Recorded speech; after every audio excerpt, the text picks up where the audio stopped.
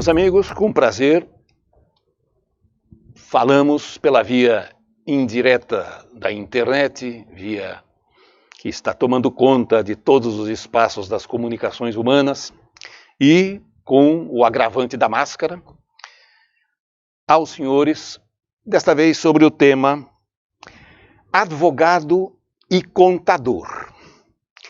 Natureza singular do seu serviço. Vencida uma importante batalha, é o artigo que estamos publicando. Esse é o título do artigo.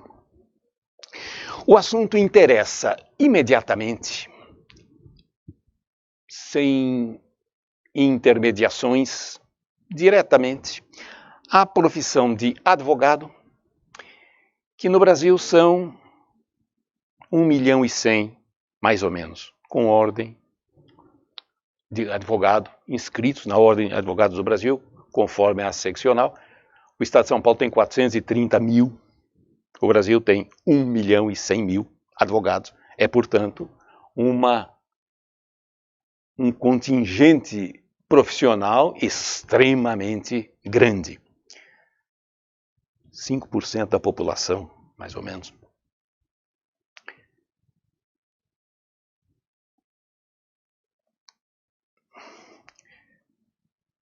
E contador. Contador, todos conhecem a profissão, todos a indispensabilidade do serviço de contador. E essa profissão está disciplinada por um decreto-lei de 1946. Decreto-lei número 9.295, de 27 de maio de 46. O decreto disciplinador da profissão de contador já foi alterado várias vezes ao longo do tempo, mas é de 1946. Ao longo do tempo, essa profissão sofreu diferentes influxos das tendências e se separou durante um tempo contador do técnico em contabilidade, chamou-se de técnico em ciências contábeis. É uma profissão que teve percalços e variações no tratamento jurídico.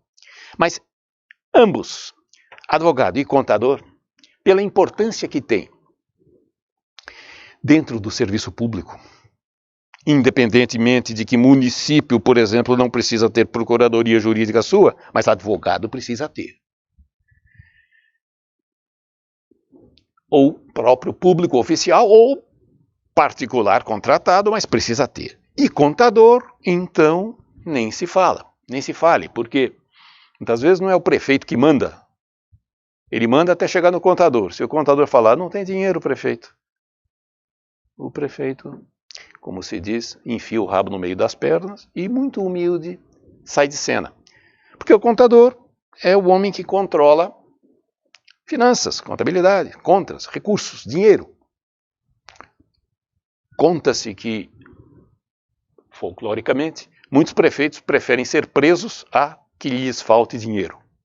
Tem menos medo de penas privativas de liberdade do que privativa de opção, privativa de recurso.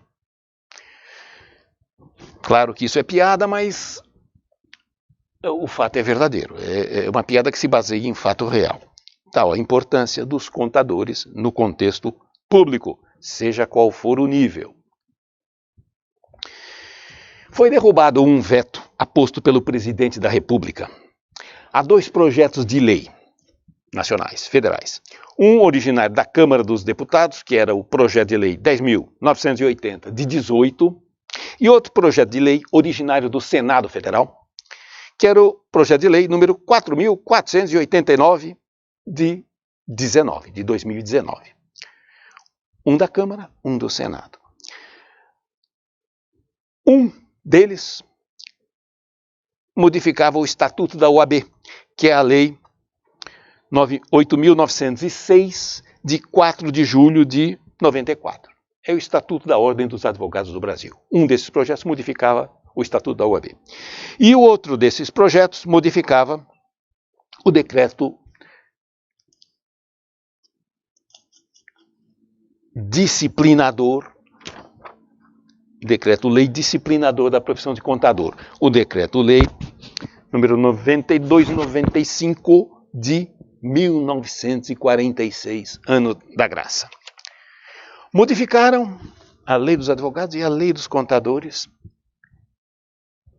Foram aprovados pelo Congresso, os dois, das duas casas, remetidos à sanção presidencial, eis que o presidente da República vetou integralmente ambos os projetos de lei, os autógrafos que tinham chegado até sua mesa.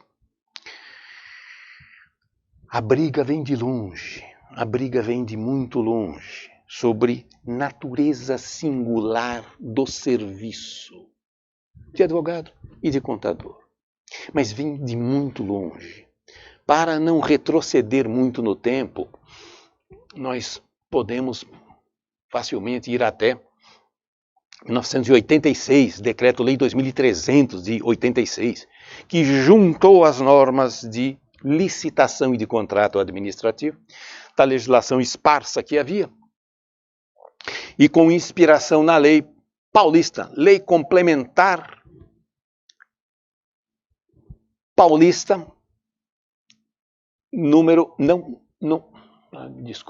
Lei Paulista número 89 de 1972, de autoria de Eli Lopes Meireles. Eu em breve vou lhes dizer se é complementar ou não. Mas até em 72 já havia o princípio do problema que só foi resolvido agora em 2020. O assunto é o serviço de profissionais de nível superior é sempre singular. Ele pode ser contratado sem licitação, sempre. A questão vem do artigo 23, inciso 6, do Decreto-Lei Federal número 2386, passou desse artigo 23 para o artigo 25 da Lei 8666 de 93, que é a Lei das Normas Gerais de Licitações, que já está com 27 anos e ninguém sabe quando será substituída por outra. Já houve uns 10 projetos de lei que começaram a tramitar, sofreram todo o processamento até chegarem em pontos cruciais e dali pararam, sumiram e ninguém mais sabe sequer se existem. Portanto, teremos a Lei 8666 até o dia que as forças celestiais quiserem. É com essa lei que vamos trabalhar. Essa lei, tanto quanto a sua antecessora, Decreto-Lei 2300, informam que é inexigível a licitação sempre que houver inviabilidade de licitação. Sempre que houver inviabilidade de competição. Licitação é competição. Se não há possibilidade de competição, não tem sentido falar em licitação. E em especial o artigo 25, inciso 2 da Lei de Licitações, para serviços técnicos de caráter singular ou natureza singular, quando contratados a empresas ou a profissionais de notória especialização no seu ramo, que estejam previstos no artigo 13. Então, para a contratação desses serviços técnicos profissionais especializados com inexigibilidade de licitação, diretamente, é preciso que estejam presentes 3 requisitos. Primeiro, o serviço constar daqueles serviços que estão no artigo 13 da Lei de Licitações. Segundo, eles precisam ter natureza singular. Terceiro, o contratado tem que ter notória especialização no ramo objeto da contratação. Um por um. Se está no artigo 13 ou não, é só ler. Consultoria, perícia, auditoria, estudo técnico, projeto, planejamento, ou está lá, escrito, ou não consta do artigo 13, então esse já não pode ser contratado com base no artigo 25, inciso 2, porque simplesmente não preencheu o primeiro requisito, que é constar do artigo 13. Segundo requisito, o profissional ou a empresa a serem contratadas tem que deter notória especialização no ramo da sua atividade, que é o ramo do contrato, que é o objeto do contrato. Terceiro, o serviço. Tudo isso cumulativamente, não é ou um ou outro, não, é um mais outro mais o outro. Terceiro requisito, o serviço tem que ter natureza singular.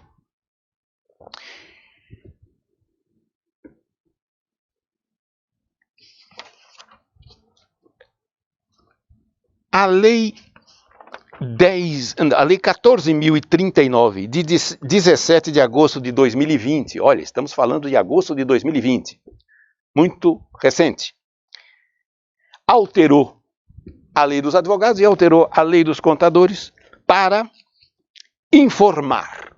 Primeiro, quanto aos advogados, ela modificou um artigo da lei dos advogados ela acrescentou um artigo 3º-A. Os artigos hoje são alfanuméricos, né? Artigo 3º-A. Os serviços profissionais de advogado são, por sua natureza, técnicos e singulares, quando comprovada a sua notória especialização nos termos da lei. Então vamos pensar. A lei de licitação, até este momento aqui, até esse momento e nem depois desse momento, porque a lei de licitação não define o que é natureza singular de um serviço. E a doutrina deita e rola para tentar firmar um conceito. Até este momento em que uma lei federal modifica a lei dos advogados, não a lei de licitações, para informar que o serviço de advogado é técnico e singular. É singular? Olha que interessante. Quando contratado, comprovada deixa eu ler de novo. Os serviços profissionais de advogado são, por sua natureza, técnicos e singulares. E agora o engraçado. Quando comprovada a sua notória especialização nos termos da lei. Então não é o serviço que é singular, é o profissional. Quando ele for notoriamente especializado nos termos da lei, então o serviço que ele prestar é de natureza singular. Quando ele não conseguir demonstrar que é notoriamente especializado no seu ramo, então o serviço não é singular. A singularidade não está no serviço, portanto, está na pessoa do prestador. Isso revoluciona a legislação. Isso já era uma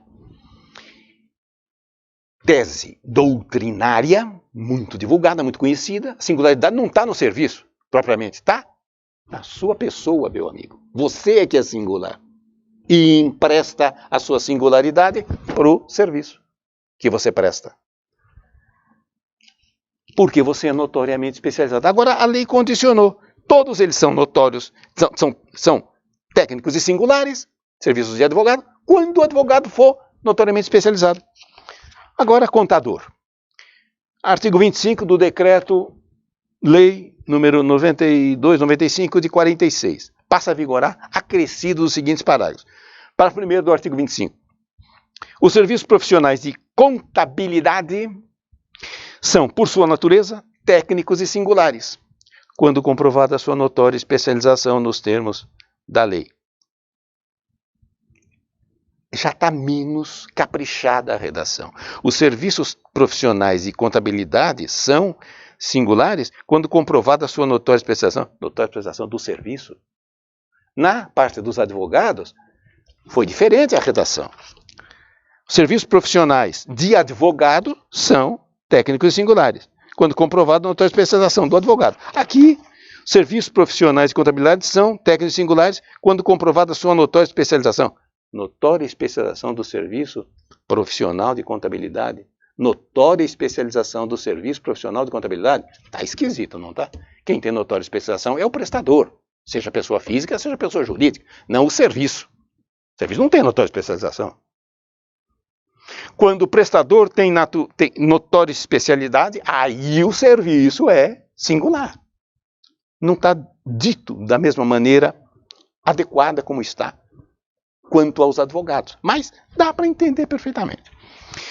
O que agora a lei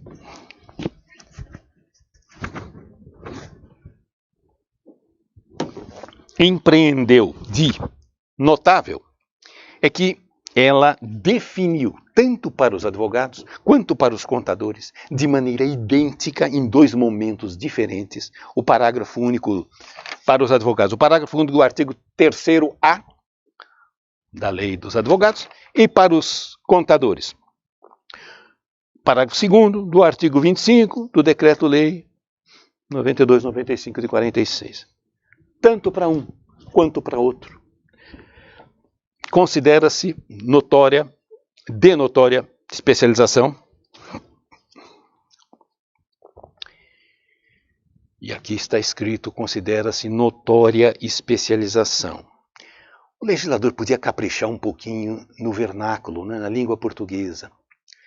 Considera-se de notória especialização, o que deveria estar escrito, o de a mais, que não está, o profissional ou a sociedade de advogados, cujo conceito no campo da sua especialidade, decorrente de desempenho anterior, estudos, experiências, publicações, organizações, aparelhamento, equipe técnica ou de outros requisitos relacionados com suas atividades, permita inferir que o seu trabalho é, agora eu costumo arrepiar, essencial e indiscutivelmente o mais adequado à plena satisfação do objeto do contrato.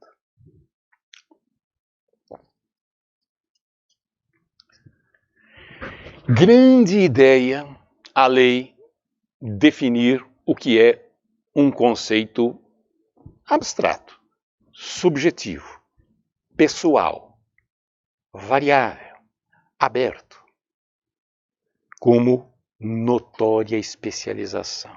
Elogiável a tentativa da lei de objetivar o que é subjetivo, porque tratar com lei subjetiva é o azar de todo profissional que tem que lidar com a lei.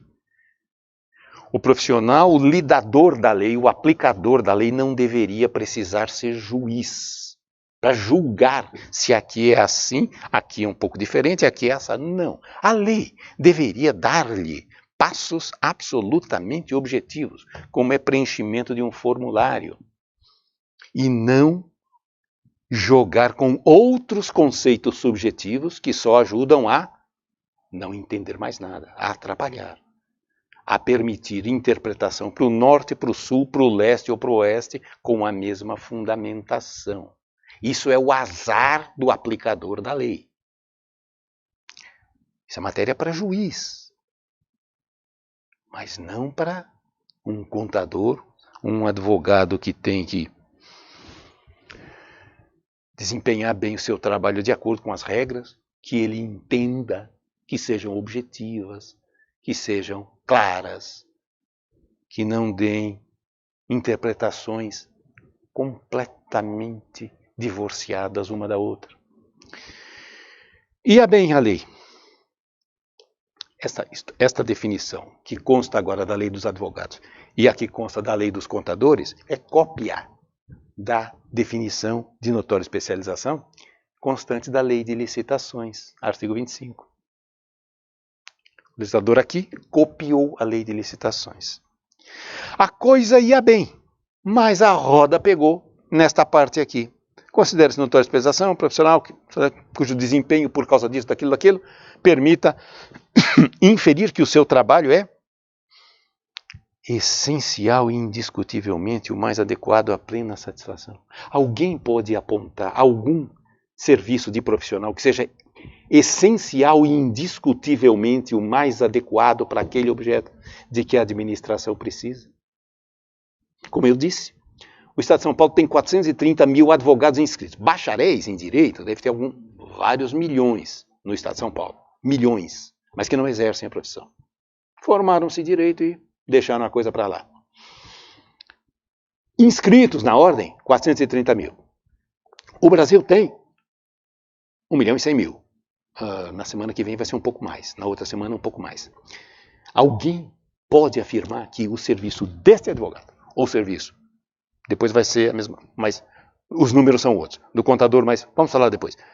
Advogado, esse aqui, dentre 1.100.000 advogados inscritos na ordem dos advogados do Brasil, é essencial e indiscutivelmente o mais adequado à satisfação do objeto?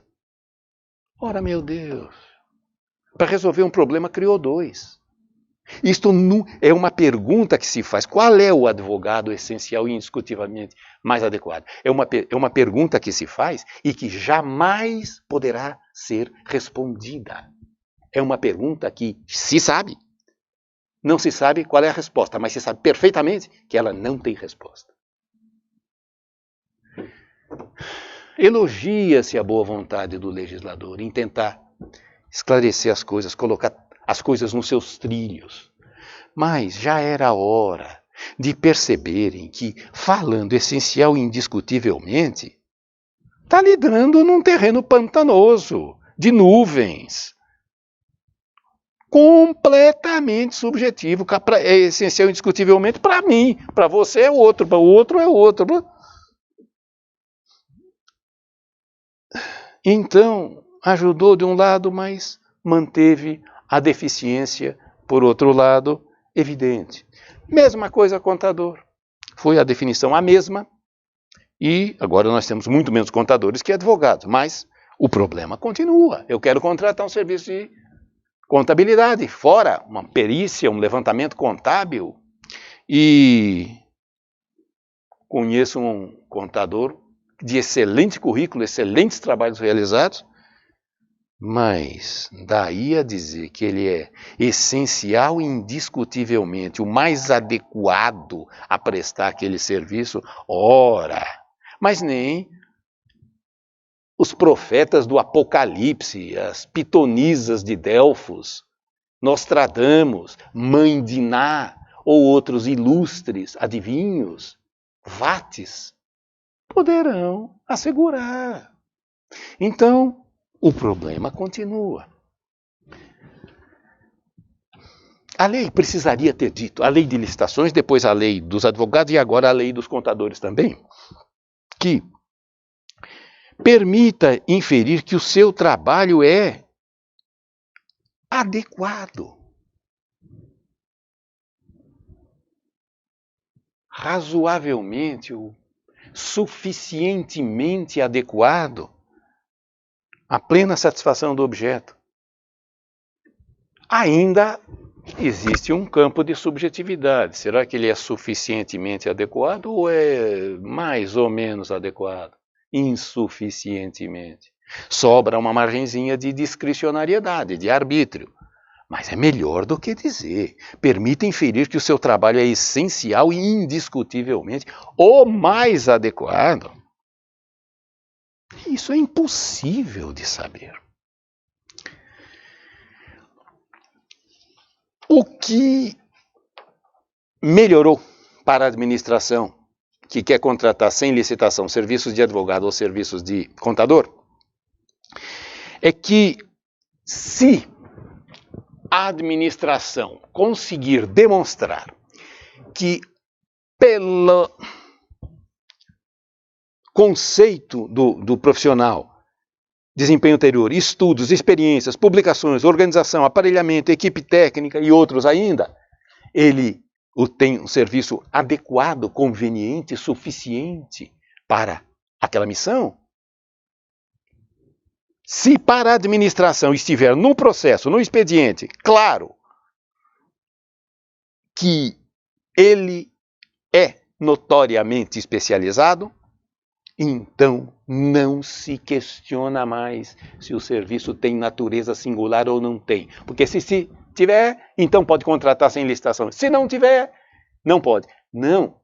Se a administração provar que ele é notoriamente especializado, quer dizer, tem requisito pessoal, profissional, para desempenhar aquilo, a questão da singularidade não se coloca mais. Está superada, porque a lei informou, definiu que é técnico e é singular se o profissional for notoriamente especializado. A briga, portanto, será apenas provar que ele é notoriamente especializado. Eu estou falando assim, talvez alguém sinta um pouco de receio de enfrentar esta demonstração. Vou me arriscar a tentar provar no processo que esse cidadão ou que essa empresa é notoriamente especializada e depois é o meu parecer que vai ser julgado, o risco pende sobre a minha cabeça.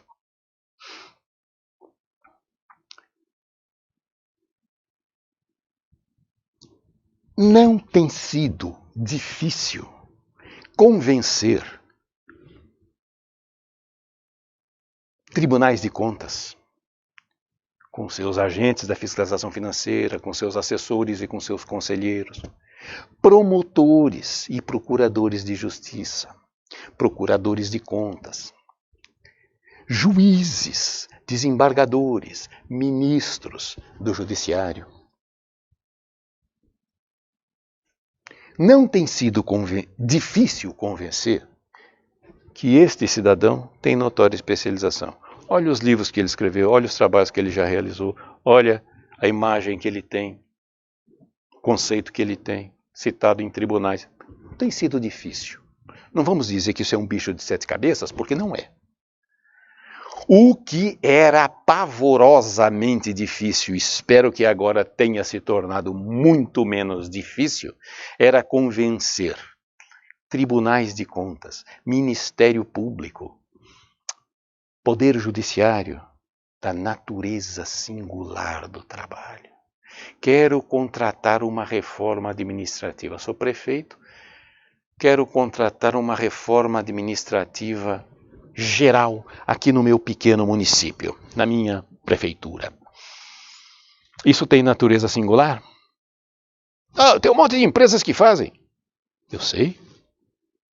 Nem por isso ele perde a natureza singular, porque cada empresa faz de uma maneira inimitável, pessoal, particularíssima, às vezes personalíssima, peculiaríssima, que é só sua. Isso é natureza singular. Não é porque 1000 advogados têm notória especialização para dar parecer sobre este assunto, estes quesitos que eu lhe formulo, que o trabalho deixa de ter natureza singular. Cada um dos 1000, que é notoriamente especializado, realiza um trabalho singular. E quanto a isso, ficou mais fácil agora com a definição da lei. Considera-se de natureza singular. Não se questiona mais isso. Questiona-se a pessoa do prestador. Provou que é notoriamente especializado naquilo, por esses meios que a lei indica, e por outros ainda. O trabalho é de natureza singular. Eu não vou entrar mais com ação civil pública contra um prefeito, porque contratou, sem licitação, um escritório da advocacia para fazer a reforma administrativa, ou uma empresa de contabilidade para fazer uma estruturação contábil, porque o serviço não tem natureza singular. Esse problema está resolvido. Importantíssimo esse tema que eu apenas tangenciei, apenas resvalei nesse tema. Por favor, de uma vez por todas, entendam as autoridades que parece quererem não entender, ou que às vezes fingem não entender, que não é porque eu posso ter centenas ou milhares de prestadores que o serviço passa a ser comum. Não. Agora mudou a sistemática. Se o prestador é notoriamente especializado, então cada serviço que cada prestador ofereça tem natureza singular. Não é porque muita gente poderia atender este negócio aqui, esta minha necessidade, sem se pretender imaginar que algum deles seja essencial e indiscutivelmente o mais adequado, porque isso não existe. Não tem como saber jamais, é impossível, materialmente impossível. que o serviço deixa de ser singular. Não é porque se eu abrir uma licitação podem vir vários participantes que o serviço deixa de ter natureza singular. O que acontece é que a licitação não deveria ter sido feita. É uma vulgarização, é uma banalização da natureza singular dos trabalhos e da dignidade profissional do prestador. Esta licitação de tudo que é serviço absolutamente singular, pessoal, particular. Eu não posso comparar coisas diferentes. O que é melhor negócio para a administração? Um Fusca por 1.000 ou um Mercedes por 100.000? Pergunta sem resposta. Um Fusca para a função dele. Um Mercedes para a função dele. Não se comparam coisas desiguais. Não se licitam coisas diferentes. Isto é uma coisa a um preço, isto é outra coisa a outro preço. Pera lá, se não houver um senso comum, um denominador comum, eu não posso comparar esses preços. Então, esta lei 14.039, 17 de agosto de 2020, veio a dar uma importante definição neste panorama de singularidade. Singular é, portanto, o serviço prestado pelo advogado ou pelo contador, que sejam considerados de notória especialização no ramo da sua atividade. Quanto a serem essencial e indiscutivelmente os mais adequados, o advogado mais adequado, ou o contador mais adequado, vamos esquecer, porque isso... Vamos pular essa parte. Porque ninguém é obrigado ao impossível. Como adivinhar entre 1.100.000 hoje qual é o mais adequado? Alguns serviços até que dão uma bela indicação, olhando-se a vida de cada pretendido profissional. A maioria nem de longe permite inferir que este, aquele ou aquele outro é o profissional essencial e indiscutivelmente mais adequado. Isso é poesia pura, poesia abstrata, que não ajuda nem um pouquinho o ordenamento jurídico brasileiro e nem o trabalho dos operadores da lei no serviço público.